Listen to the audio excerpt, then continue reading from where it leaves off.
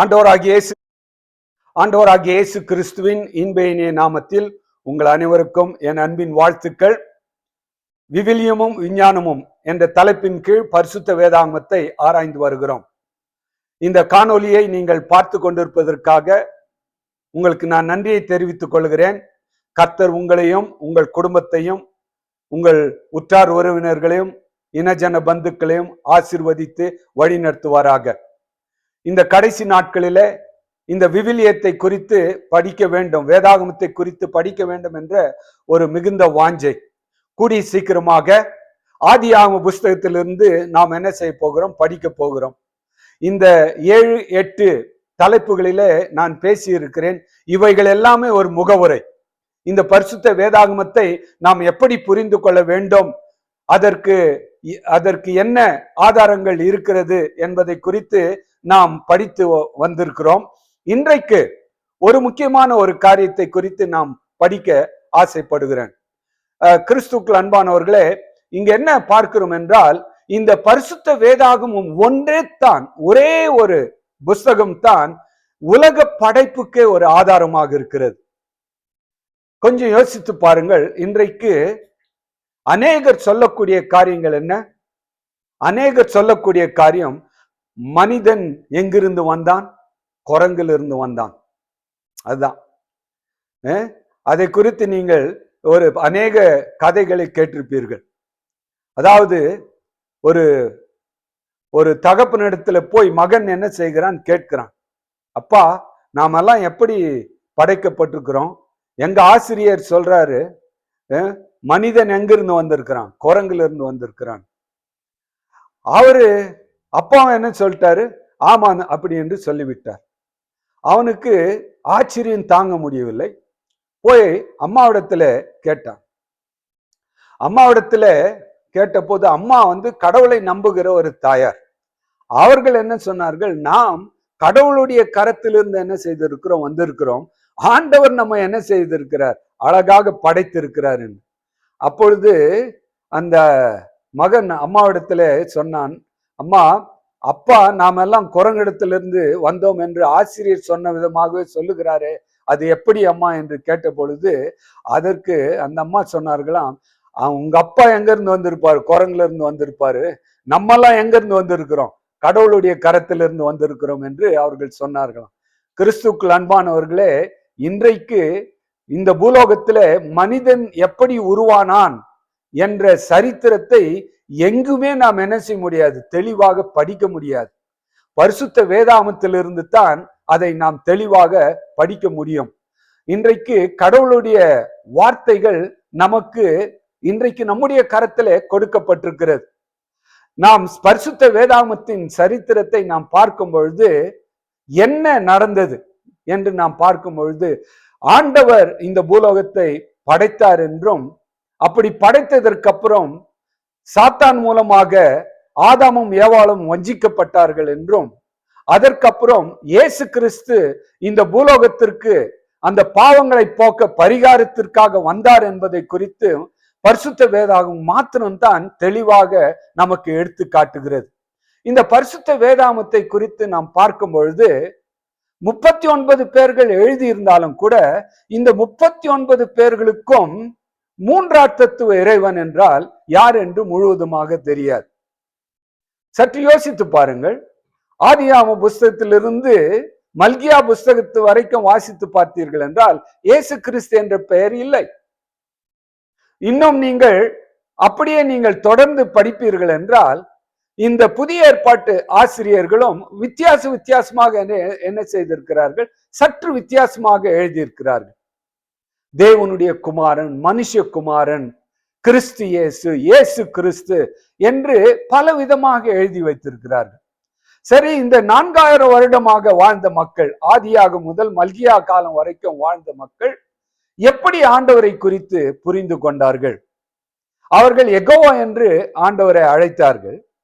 ஆனால் யெகோவா என்றால் யார் என்ன என்பது அவர்களுக்கு விளக்கமாக கொடுக்கப்படவில்லை. காரணம், உபாகம புஸ்தகத்திலே நீங்கள் வாசித்து பார்த்தீர்கள் என்றால் நம்முடைய தேவனாகிய கர்த்தர் ஒருவரே கர்த்தர் என்று உபாகமம் 4ஆம் அதிகாரத்திலே வாசிக்கிறோம். அவர்களுக்கு ஒரே ஒரு தேவன் தான் வெளிப்படுத்தப்பட்டது. இன்னும் நீங்கள் புதிய ஏற்பாட்டிற்கு வரும்பொழுது தான் இயேசு கிறிஸ்து என்ன சொல்லுகிறார்? நானும் என் பிதாவும் ஒன்றாயிருக்கிறோம். அதாவது இயேசு கிறிஸ்து ஞான ஸ்நானம் எடுக்கும் பொழுது தான் அங்கே மூன்றாம் தத்துவ இறைவனை பற்றி நாம் பார்க்கிறோம். பரலோகத்திலிருந்து ஒரு சத்தம் வருகிறது, இவர் என்னுடைய நேசகுமாரன், இவரில் நான் பிரியமாயிருக்கிறேன், இவருக்கு செவி கொடுங்கள், அப்படி என்று ஒரு சத்தம். இன்னும் பரிசுத்தாவியாகிய ஆண்டவர் புறா இறங்குவது போல நேரடியாக என்ன செய்கிறார்? வந்து இறங்குகிறார். அவர் புறாவாக இறங்கவில்லை, மனித உருவில புறா எப்படி இறங்குமோ அப்படி இறங்குகிறார். அதைத்தான் நேரடியாக இறங்குவதைத்தான் ஆவியானவர் அவர் மேல் வருகிறார் என்பதை பரிசுத்த வேதாகமத்திலே வாசிக்கிறோம். அப்படி என்றால் இந்த முழு வேதாகமும் இந்த ஏறத்தாழ 5000 வருடங்கள் என்ன செய்யப்படவில்லை, மக்களுக்கு புதிராகவே காணப்படுகிறது. குறிப்பாக சொல்ல வேண்டும் என்றால் 17வது நூற்றாண்டிலே தான், ரெஃபர்மேஷன் காலத்திற்கு அப்புறம் தான் பரிசுத்த வேதாகமும் பிரிண்ட் செய்யப்பட்டு மக்களுடைய கரத்திலே தவழும் பொழுது தான் அவர்கள் என்ன செய்கிறார்கள்? ஒரு அதிகாரமாக வாசிக்கிறார்கள். குறிப்பாக மார்ட்டின் லூத்தரை குறித்து வாசிக்கும் பொழுது அவர் விசுவாசத்தினாலே நீதிமான் பிழைப்பான் என்று ரோமர் புஸ்தகத்தில் என்ன செய்கிறார்? வாசித்து இந்த அவர் பின்பற்றி வந்த அந்த மார்க்கத்தின் குறைகள் என்ன என்பதை கண்டு கொள்கிறார். இப்படி ஒவ்வொருவரும் ஒரு சத்தியத்தை அவர்கள் என்ன செய்கிறார்கள்? படிக்கிறார்கள். அப்படி படிக்கத்தான் அநேக சத்தியங்கள் வெளிப்படுகிறதை பார்க்கிறோம். எதற்காக ஆண்டவர் இப்படி இந்த பரிசுத்த வேதாகமத்தை ஒரு மறைநூலாகவே மறைமுகமாகவே வைத்திருந்தார் என்பதை தெளிவாக புரிந்து கொள்ள வேண்டும். நான் ஏற்கனவே போன காணொலியிலே பேசின பொழுது நான் பேசினேன். அதாவது ஆண்டவர் பரிசுத்த வேதாகமத்தை தீர்க்க தரிசனங்களாக நிரப்பி இருக்கிறார். காரணம் என்ன? எதற்காக அவர் தீர்க்க தரிசனங்களை கொடுத்திருக்கிறார்? இன்றைக்கு அநேகர் தீர்க்க தரிசன புஸ்தகமாகிய தானியேலையும் வெளிப்படுத்தின விசேஷத்தையும் படிப்பதே கிடையாது. ஆனால் எதற்காக அதை தீர்க்க தரிசனங்களாக கொடுத்திருக்கிறார்? ஒரு முக்கியமான கருத்தை நீங்கள் மனதிலே கொள்ள வேண்டும். சாத்தானுடைய கண்களை குருடாக்குவதற்காகத்தான். காரணம் என்ன? இந்த முழு சத்தியமும், இந்த பரலோகத்தின் முழு சத்தியமும் 1700வது கிறிஸ்துக்கு பின்னால் 1700வது வருடத்திற்கு அப்புறம் தான் என்ன செய்யப்படுகிறது? முழு சத்தியமும் கொடுக்கப்படுகிறது. தவிர அதற்கு முன்பாக இருந்த ஆசிரியர்களுக்கு என்ன செய்யவில்லை? தெளிவாக கொடுக்கப்படவில்லை. காரணம் என்ன? அப்படி ஆண்டவர் அதை வெளிப்படுத்தி இருப்பார் என்றால் சாத்தான் இன்னும் அதிகமான வஞ்சனைகளோடு அவன் காரியங்களை செய்திருப்பான். அவன் வஞ்சிக்க கூடாது இருக்கத்தக்கதாகத்தான் அப்படிப்பட்ட ஒரு காரியங்களை ஆண்டவர் என்ன செய்தார்? மறைமுகமாக தீர்க்க தரிசன மூலமாக எழுதி வைத்து பிற்காலத்திலே இந்த கடைசி நாட்களிலே வாழக்கூடிய நமக்கு அந்த சத்தியத்தை நமக்கு வைத்திருக்கிறார். அப்படி அவர் சத்தியத்தை வைத்திருக்கும் பொழுது நாம் எப்படி அதை படிக்க வேண்டும்? நீங்கள் தானியேல் புஸ்தகத்திலே 12ஆம் அதிகாரத்தை நீங்கள் வாசிக்கும் பொழுது ஆண்டவர் தெளிவாக சொல்லுகிறார். என்ன சொல்லுகிறார்? 9வது 10வது வசனத்திலே, அதற்கு அவன், தானியேலே போகலாம், இந்த வார்த்தைகள் முடிவு காலம் மட்டும் புதை பொருளாக வைக்கப்படும், முத்தரிக்கப்பட்டும் இருக்கும். அப்படி என்றால் என்ன? ராஜாக்கள் முத்திரை போட்டால் அதை என்ன செய்ய முடியாது? யாரும் அதை திறக்க முடியாது. அப்படி ஒரு முத்தரிக்கப்பட்ட ஒரு புஸ்தகமாகத்தான் இந்த பரிசுத்த வேதாகமும் 1700வது வருடம் வரைக்கும் இருந்ததை நாம் பார்க்கிறோம். ஆனால் இந்த பரிசுத்த வேதாகமத்தை யார் ஆராய்வார்கள் என்பதை குறித்து நாம் வாசிக்கும் பொழுது தானியேல் 12ஆம் அதிகாரம் 10வது வசனத்திலே, அநேகர் சுத்தமும் வெண்மையும் ஆக்கப்பட்டு புடமிட்டப்பட்டவர்களாய் விளங்குவார்கள். மன்னிக்கும், அநேகர் சுத்தமும் வெண்மையும் ஆக்கப்பட்டு புடமிடப்பட்டவர்களாய் விளங்குவார்கள். துன்மார்க்கரோ துன்மார்க்கமாய் நடப்பார்கள். துன்மார்க்கரில் ஒருவனும் உணரான், ஞானவான்களோ உணர்ந்து கொள்வார்கள். ஞானவான்கள் யார்? ஆண்டவருடைய கற்பனைக்கு கீழ்ப்படுகிறவர்கள் தான் ஞானவான்கள்.